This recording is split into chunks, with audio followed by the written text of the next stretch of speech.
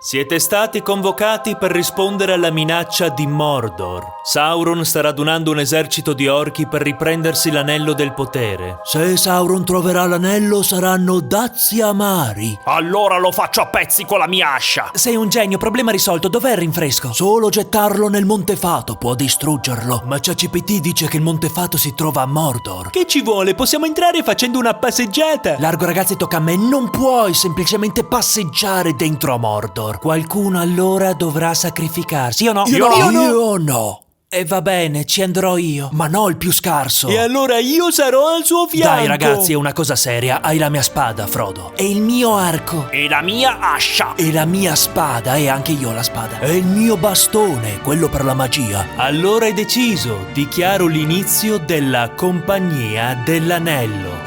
Ma prima di partire è necessario interrogare l'oracolo. Oracolo Orsini, lei che non sbaglia praticamente mai, pensa che il nostro viaggio avrà successo?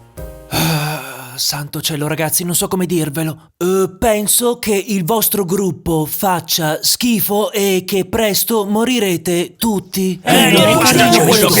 Cosa intende Oracolo Orsini? Attenzione, non vorrei essere frainteso, intendo dire con tutto il rispetto che la Compagnia dell'Anello è un circo e voi siete dei clown manovrati per andare al macello. Chi è quest'uomo? Lui è Orsini e dice di essere un potente oracolo. Orsini, lo hanno cacciato da tutte le accademie degli uomini. Questo perché è un oracolo indipendente e fuori dal mainstream. Oracolo Orsini, ci dia una sua visione indipendente e fuori dal mainstream sulla situazione della Terra di Mezzo. Guardi, la situazione è molto semplice. Sauron è incredibilmente potente, se annotato ha un occhio di fuoco gigante e se decidesse di attaccare la Terra di Mezzo esploderebbe in mezz'oretta, garantito. E da dove prende queste informazioni? Guardi, forse il fatto che sono anni che studio tutti i giorni molto appassionatamente la Terra di Mezzo? L'oracolo Orsini produce un'incredibile quantità di previsioni, ma quello che sorprende è che alcune di esse si realizzano, dobbiamo puntare su quelle. Sauron ha già vinto, l'unica cosa che possiamo fare è rendere la sua vittoria la più semplice possibile. Sauron non vincerà mai se distruggiamo l'anello. Perfetto Sam, quella è la cosa peggiore per farlo arrabbiare. Con l'anello Sauron diventerebbe inarrestabile. È già inarrestabile, Frodo, sai quanto spende Mordor in armamenti? Il 98% del PIL. Per questo dobbiamo unire i popoli degli uomini, dei nani e degli elfi. Incredibile, Aragorn, stiamo cercando di fare la pace e tu vuoi portare un'escalation. Lei cosa consiglia per ottenere la pace, Oracolo Orsini? Guardi, nella geopolitica bisogna usare la diplomazia. Sauron ha chiesto solo una cosa, di ottenere il suo anello. Se gli dessimo l'anello, lui se ne rimarrebbe pacifico a Mordor. E questo chi te lo ha detto? Sauron. E tu ascolti il re della menzogna? Per essere indipendenti e fuori dal mainstream bisogna ascoltare sia Sauron sia le menzogne della propaganda elfica. Sauron vuole distruggere la Terra di Mezzo. Sei vittima della propaganda elfica. Lo ha detto letteralmente Sauron stesso, è quello che cerca di fare da sempre. Gandalf, non si agiti. Sei più stupido di un tuk. Per favore, abbassiamo i toni. Voi pensate che la guerra sia cominciata nella terza era, invece preparatevi lo shock perché questo nessuno lo dice, è cominciata nella seconda era. Lo sappiamo tutti e non cambia niente. Sapete come Sauron ha perso l'anello? Beh, lo ha perso. Ora ve lo dico perché... io come lo ha perso. Sauron ha perso l'anello perché un uomo gli ha tagliato il dito. Fu Isildur, il re di Gondor. Bravo Aragorn, fu un uomo, ma questo nessuno lo dice perché fa comodo pensare che ci sia un esercito buono e uno cattivo. Fu durante la battaglia della seconda era. Battaglia istigata dagli elfi. Sauron aveva radunato un esercito perché gli uomini gli hanno costruito una torre davanti casa. Sauron vuole da sempre schiavizzare la Terra di Mezzo. Meglio vivere schiavi sotto Sauron che rischiare di farlo arrabbiare preparandoci a difenderci dalla sua invasione. Calma, calma. Io sono calmissimo. Oracolo Orsini, la ringrazio per la sua prospettiva indipendente e fuori dal mainstream, ma la compagnia procederà come da piano prestabilito. Guardi, non mi meraviglia, sono tutti plagiati dalla propaganda elfica. Sei letteralmente ospite in una dimora elfica. Sapete, a volte temo per la mia vita. Nessuno vuole ascoltare i miei ragionamenti lucidi, scomodi e fuori dal mainstream. Me ne rammarico, io promuovo da sempre la pluralità di pensiero. Se vuole, può risiedere a Gran Burrone per tutto il tempo che desidera. Non posso.